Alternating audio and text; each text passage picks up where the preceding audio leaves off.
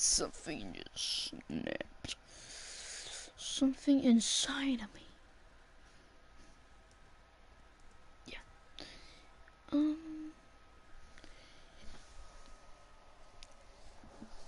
If the stream can load on my laptop, I can actually respond to the one comment. Hold on, let's reset it. There we go. Good evening. Good evening to you too.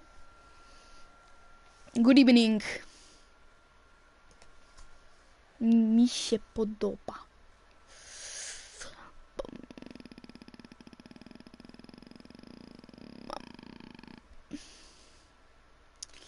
Stewie, Brian, Lewis, Chris, Mike, Stewie,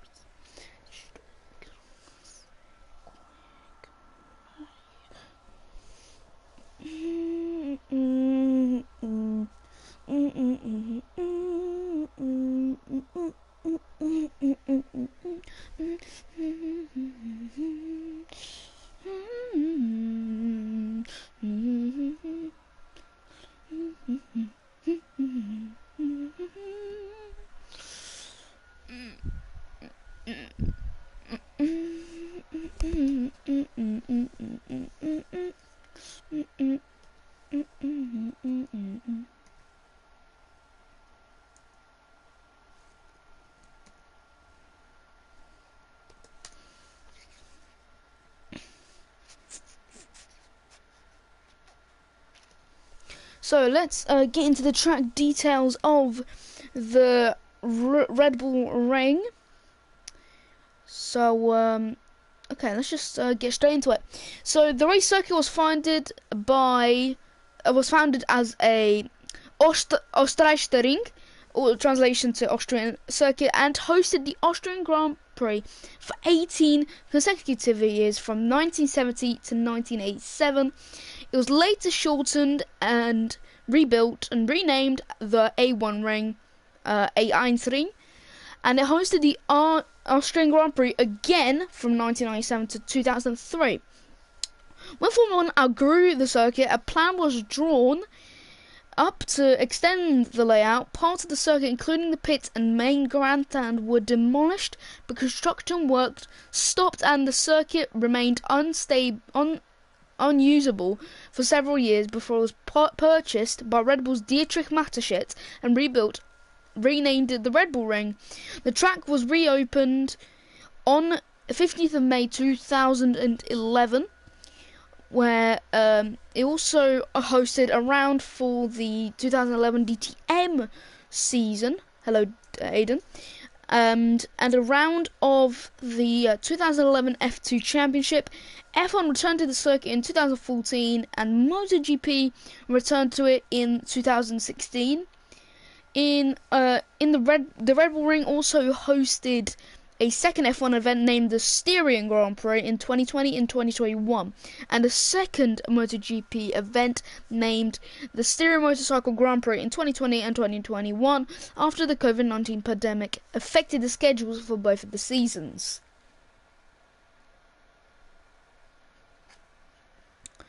So, if I can pull up the facts, there we go. It is a FIA grade 1 for Grand Prix and 2 for National. And if I can also pull this up, track map. So the track is a very quite quick circuit when it comes to the corners, as there is actually only 10 corners, the shortest circuit on the F1 calendar. And so turn 1 is a quick right flick until you sway a bit to the left where it doesn't count as a corner. Then you go up the hill into turn 2, a quick left, shouldn't really count as a corner again. I've said it once, I've said it twice, it shouldn't really count as a corner. And then into turn 3, I think the heaviest braking zone on circuit, where you have to, with this track map says you have to drop into gear 2. And then you go down a DRS straightaway, go hit into turn 4, round the long right-hander of turn 5 into turn 6. Then after you'd hit in between the two corners, you can actually gain more speed than you can gain pretty much off of, for example, the exit of turn 8. In between turn 6 and turn 7, you can gain more speed out of the exit of turn 6 than the exit of turn 8, which sounds pretty cool. Then turn 7, it's a quick left with again turn 8, quick right-hander. Then where you begin to the pit line starts to form, and then you can slide into the pits. But if you're not, you go into turn 9, cleanly hit the apex, then try best not to go too wide, then you can get an invalidation when you're exceeding track limits. And then the final corner, a quick right. You don't really need to brake, but it's still dangerous to only let go of the accelerator.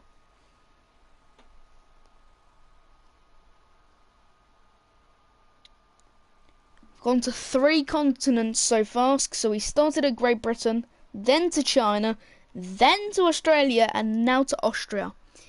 That's 3 continents in total. And there'll be, I think, 2 more waiting in the calendar.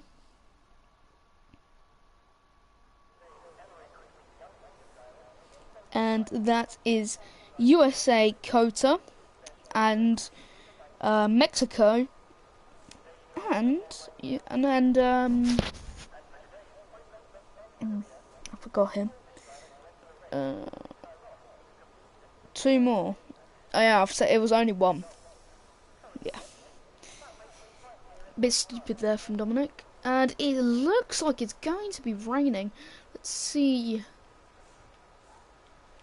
So yeah, everyone's going sauce. It could be raining, maybe even in the race.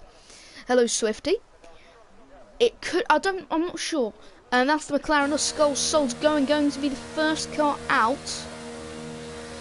And then who's that following? That is Jack Oddie.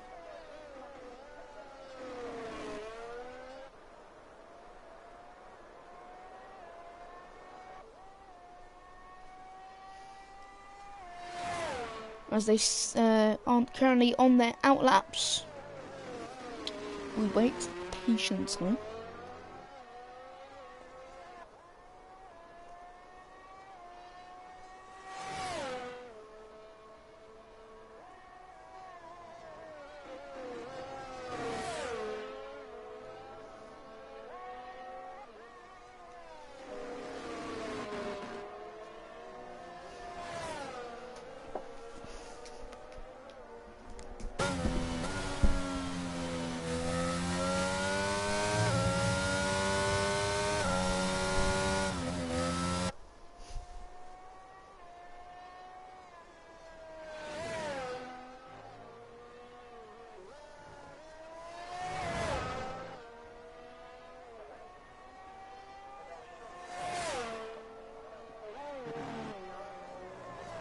So Skull Souls and Jack Oddie have started their lap times. Skull Souls already invalidated it, so let's watch Jack Oddie. He doesn't invalidate into turn 1, but he spins, just like Lando Norris.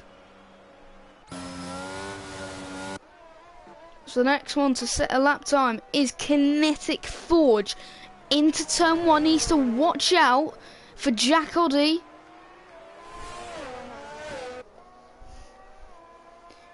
And then dashing into turn 2, into turn 3.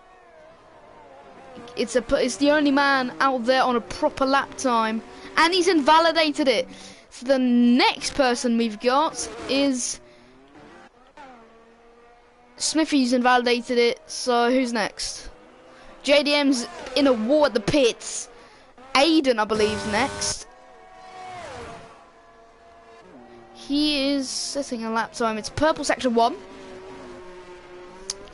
Who is Jack Oddie's going to get the baseline time, but who's going to set the fastest lap?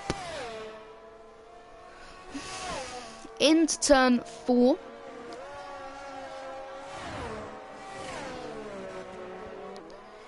And then the Aston Martin and Jack Hoddy going slow again through the exit of turn 7 and the entry of turn 8. Purple sector 2 for Aiden again. I mean, he is the only closest one to a lap. And Jack Hoddy with a baseline time is going, not a proper lap time, but it's going to be a 1:37.4 with his many mistakes. Down the straight, and Aiden's going to set the first proper lap time at 1:06.1. That is well quick. And Mitra going into the pits, so is Swifty. Who's the next person? Skull Salt goes off, hits the wall. Jack Hoddy's on a proper lap. He way improves his sector 1. I mean, obviously.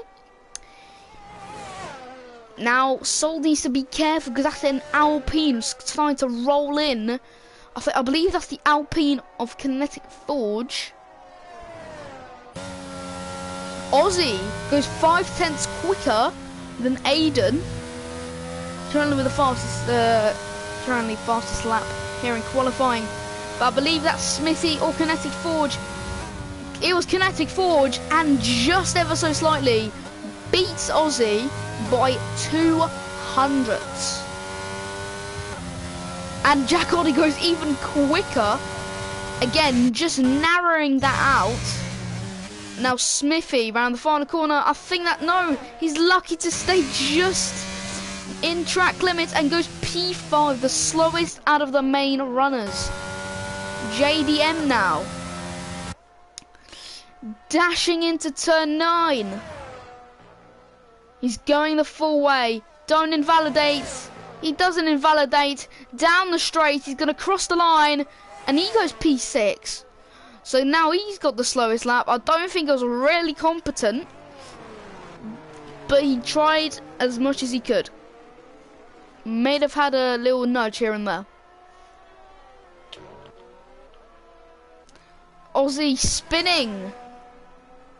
Waiting for Kinetic Forge, who absolutely bottles his entry to the pits. JDM, everyone's not saying proper lap time. Jack Hoddy invalidated, but the other drivers that haven't set a lap currently out on circuit. Smithy lets Aiden, I believe, no, JDM by. Is JDM on a proper lap? No, he is not. Smithy ain't either. So the closest man we've got to the line out of the 3 is Mitchell. Let's watch him, and it's invalidated already. Everyone's been cutting that turn 1 so far. Some others haven't, but some have. Into turn 1, Swifty does cut it, but enough to stay in track limits. Dashing into turn 3, it's not purple sector 1, but is competent with the other front runners.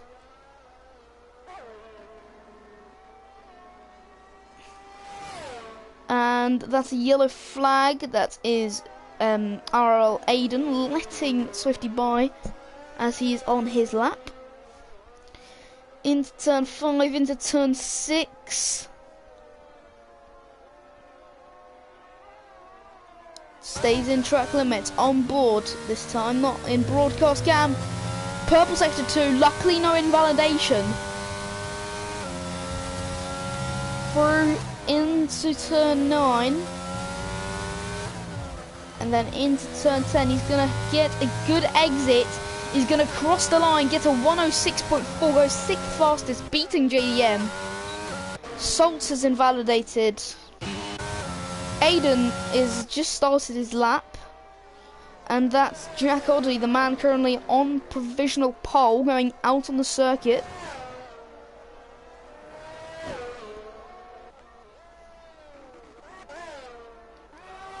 Aussie will be next to cross the line.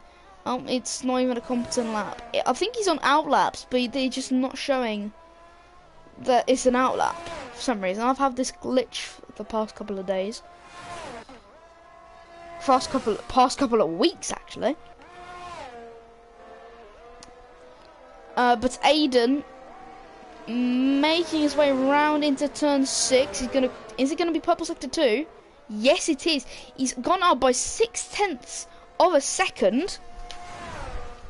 He's gonna make his way down into turn 9. How is this lap going to shape up? Going into the final corner. Aiden's now gonna cross the line, go fastest by a way big margin. And that is Aiden on provisional pole. Currently, this feels like a mile off. Rather, Aussie is next, and Jack already started his lap. Into the final corner, no invalidation, and that's the best exit you can get. Goes P2. That's one of the better laps we've had so far, especially turn 10's exit is probably where he gained the most time. Sol's going to cross the line, go P7, pushing out JDM to P8.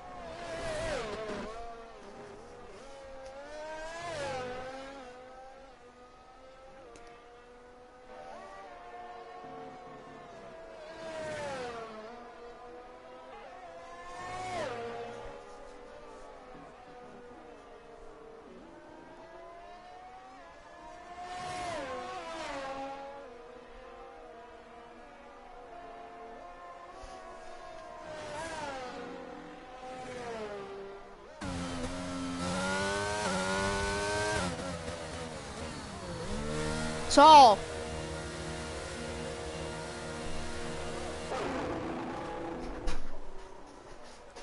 Cześć. Komentuję i tak będę grał z kolegami.